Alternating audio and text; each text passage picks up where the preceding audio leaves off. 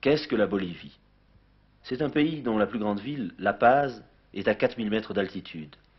C'est le pays des mines d'étain, des Incas, du pétrole, de la jungle. C'est aussi celui d'une population d'environ 5 millions d'habitants, dont 70% ne participent pas à la vie économique. Ce sont les Indiens et les paysans, le petit prolétariat qui se contente de subsister. C'est pour eux que le Che avait entrepris sa lutte. Le régime précédent l'a fait assassiner et a emprisonné Régis Debray. Un avion militaire nous a déposés à Camiri, à midi, le jour de Noël, dans une chaleur tropicale.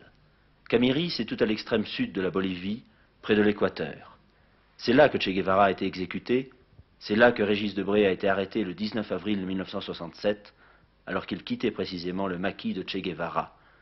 C'est là qu'a eu lieu son procès, en novembre 1967. C'est là qu'il a été condamné à 30 ans de prison. C'est là qu'il passe ses journées. Comment se passent vos journées ici? Écoutez, c'est pas ici qu'elle se passe d'abord, puisque c'est dans ma cellule qui est là-bas. Mais eh bien, elle se passe dans une pièce qui est petite, qui a 2 mètres sur 3. Et où il ne se passe rien, par définition. Est-ce que, monsieur, je vous demandais, est-ce que c'était physiquement très dur?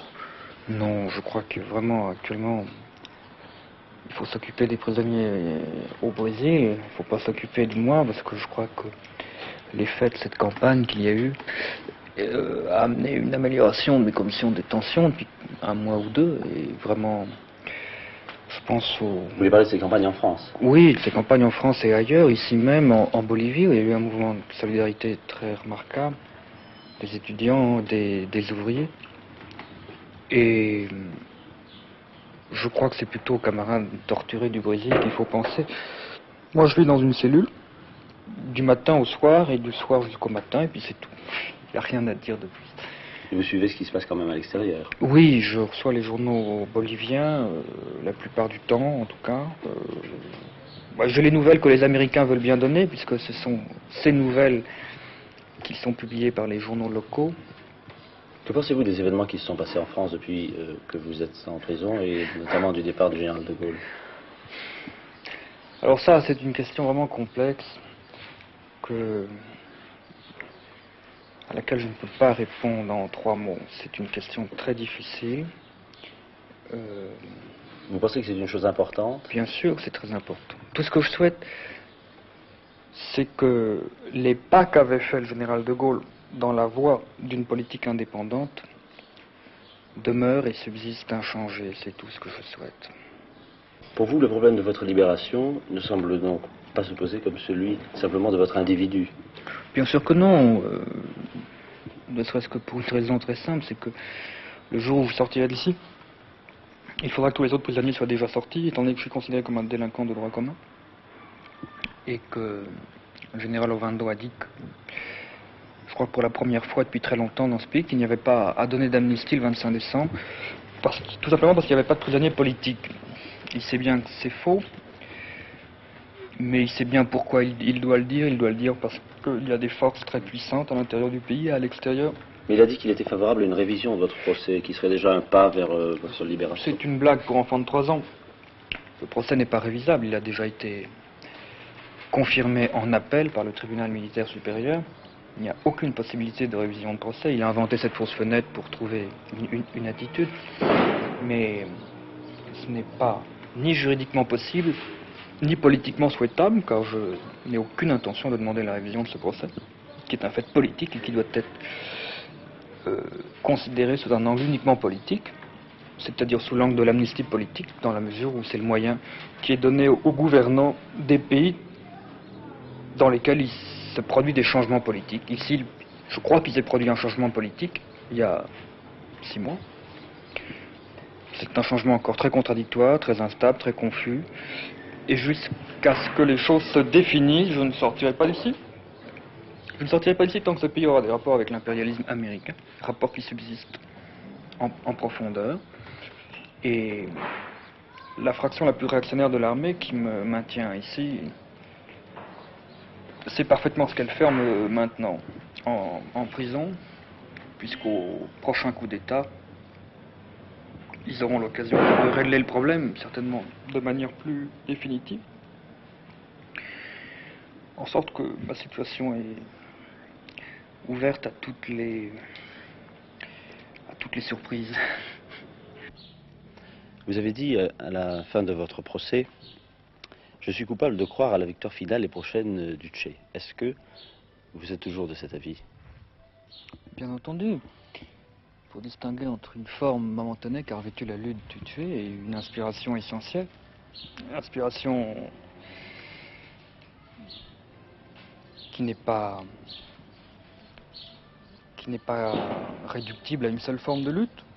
Inspiration d'ordre historique et celle, je crois, de tous les peuples d'Amérique latine. D'ailleurs, promenez-vous n'importe où, vous verrez le portrait du Tché, que ce soit chez les étudiants ou chez les ouvriers. Vous ne croyez pas que c'était une erreur d'entreprendre ce qu'il a entrepris en Bolivie? Non.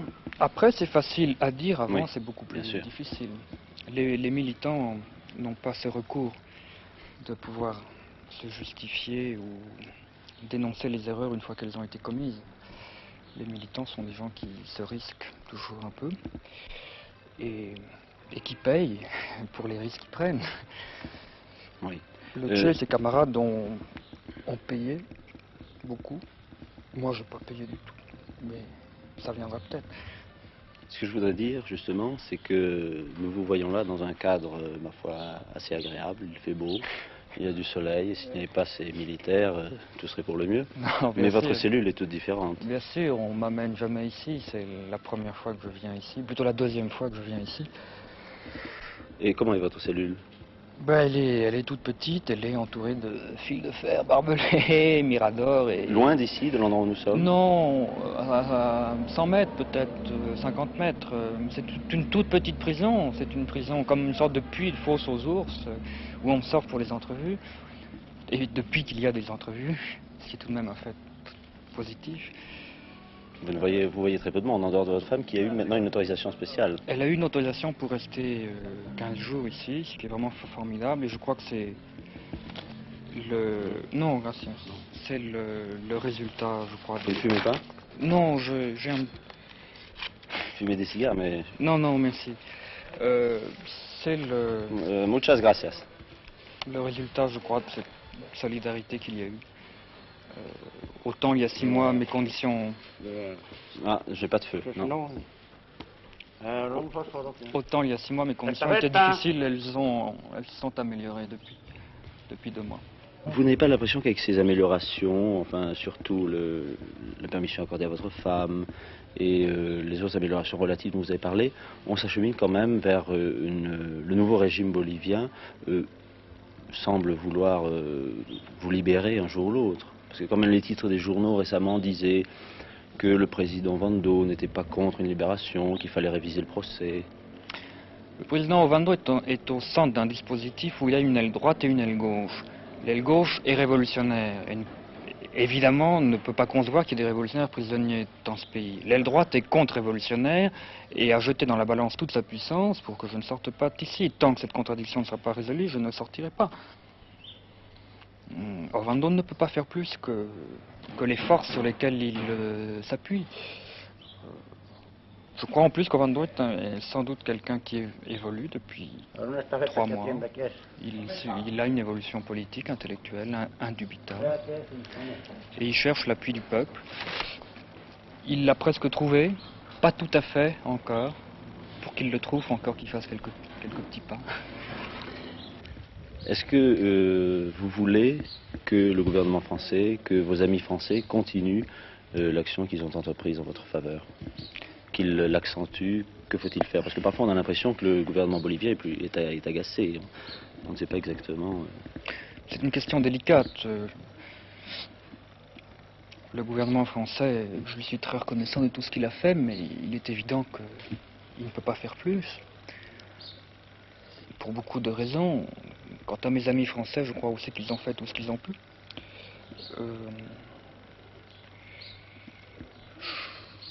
Je crois qu'on ne peut pas encore définir ce qu'il faut faire. C'est en Bolivie que la chose se passe. C'est en Amérique du Sud. C'est pas en France. En un sens, je suis un peu latino-américain et me trouvant dans un pays latino-américain, il est normal que les forces qui m'appuient soient de ces pays mêmes. Cela dit, ce que les amis et ceux qui ne sont pas des amis, personnes que je ne connais pas, ont fait en France est vraiment émouvant pour moi, remarquable. Et je crois au fond qu'ils en ont déjà beaucoup fait, presque trop fait, et je ne suis vraiment pas disposé à leur en demander plus. Il faudrait vraiment manquer d'une élémentaire modestie. C'est déjà énorme ce qui s'est passé, je crois que... Je crois que ces efforts sont poursuivis. Il faut me faire revenir à l'anonymat, duquel je n'aurais dû jamais sortir. Je crois qu'on a beaucoup trop parlé de l'affaire Debré, de manière générale. C'est un peu peut-être inconsidéré de dire ça, parce que ça m'a aidé finalement, je veux dire, dans des moments difficiles. Mais je persiste à penser que je ne mérite pas tout ce bruit, toute cette campagne.